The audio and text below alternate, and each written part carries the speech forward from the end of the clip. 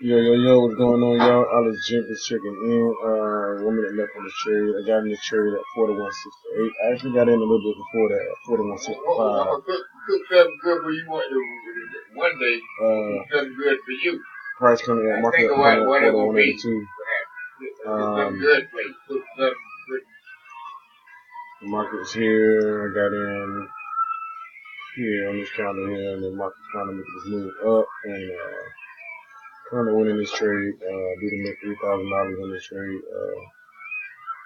So 53 seconds left, guys. It's gonna be another good one. Been made 15,000 in 3 weeks, so that's pretty good right now. So we watch the trade win and everything. So yeah, that'll do it, baby. That's good. Oh, that's good. That's good. I'm glad you did. That's all right. Yes, sir. 10 seconds left, guys, and trade to be over. This should be sitting around about 35,000, 36,000.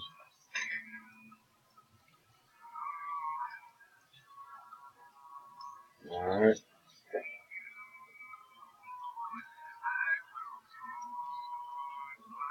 That's the position to settle.